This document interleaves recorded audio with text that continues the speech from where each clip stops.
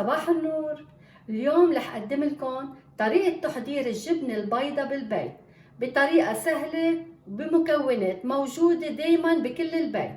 وهلأ خلينا نشوف سوا طريقة التحضير. أول شي لازم نحضر الطنجرة اللي بدنا نعمل فيها الجبنة.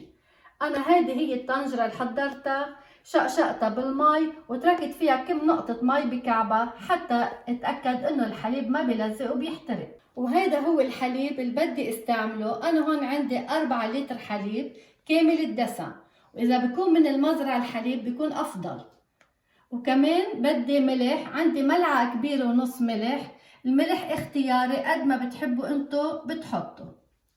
وكمان انا رح استعمل حبة البركة، عندي نص ملعقة كبيرة. كمان حبة البركة اختياري. والاساس هو نص كباية خل ابيض. لحتى لي اعمل الجبنة وعصرها انا رح سقطهم بهالكيس. هيدا الكيس انا اشتريته عن الامازون، وهيدي الورقة الكيس اللي كان موجود فيه كيس الجبنة. هلا اول شي رح فرغ الحليب بالطنجرة.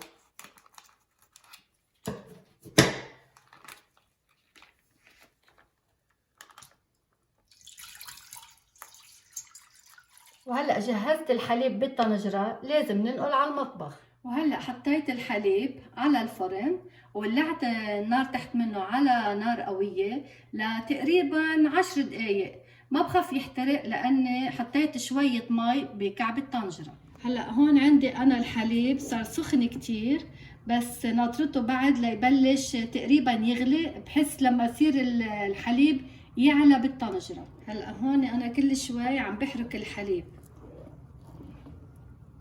حتى ما يعمل قشوة على الوجه. وهلا بلش عندي الحليب يعلى، لازم سقط الخل.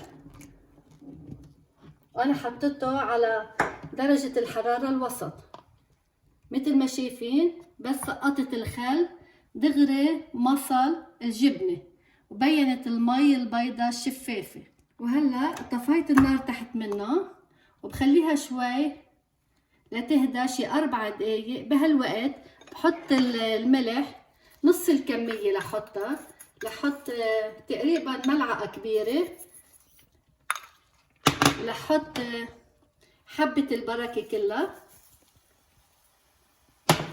لأنه لما بحط الملح هلأ بيساعد ليظهر المي بسرعة من الجبنة. هلأ اللي ما عنده كيس قماش ليعمل فيه الجبنة وعنده مثل هيك مصفاية كبيرة والشبك فتحات الشبك كتير صغار وضيقين، في يستعملها للجبنة. هلا انا هون حطيت وعي لحتى لي القط المي تبعيت الجبنة لما بدي ارجع اكبس الجبنة فيها. وهالمصفاية وهيدا الكيس القماش برتبه هيك وبصفي فيه. بنزل الجبنة على مهلي.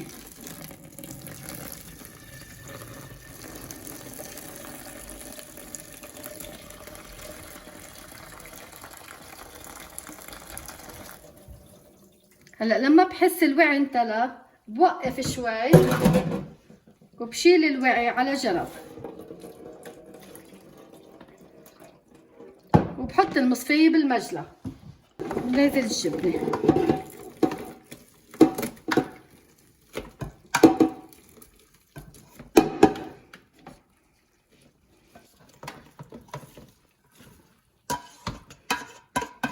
هلا الجبنة صارت عندي بقلب الكيس، لازم سكرها بسرعة قد ما في. جرب ظهر المي من الكيس من الجبنة. انا هلا بدي شد الكيس لانه كتير سخن، ما في امسك كيس الجبنة بايدي. هلا بجيب صحن صغير وبحطه فوق الكيس الجبنة وبكبسها بايدي لانه الكيس سخن كتير لاتخلص من المي. هلا انا هيدي لحطها بجاط بشيلها من المجلة وبلقي عليها شي تقيل. مش مهم شو نوع المرتبان، مهم شي تقيل يكبس كيس الجبنة مشان 4 ساعات بضل هيك. هلا هيدي مية الجبنة اللي شلتها بعدها عم تغلي. بهالوقت هيدا دغري بسقط كمية الملح يلي كنت شايلتها وبحرك الملح بالمي لانه بعدها المي عم تغلي كتير، وهيك بتدوب عندي الملح بالمي. هيدي المية الجبنة لأحفظ فيها الجبنة بالبراد، وهيك بتهدين الجبنة أسبوع أسبوعين بالبراد. وهلا رجعت لكم من بعد 2.5 ساعة، تأكدت إنه نشفت الجبنة من المي وأخذت الشكل. هلا نشوف النتيجة أنا وياكم. هيدا قالب الجبنة.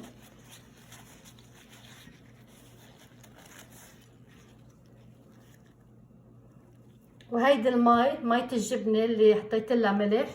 هلا أنا بحط الجبنة بقلب المي وبغطيها وبدبها بالبراد، وهيك تقدر تهدي جبنة عندي جمعتين ما بصير لها شي. وهيدي كانت طريقتي بعمل الجبنة. بتمنى تكون نالت اعجابكم، وما تنسوا تشتركوا معي بالقناة. ميرسي كتير، باي باي.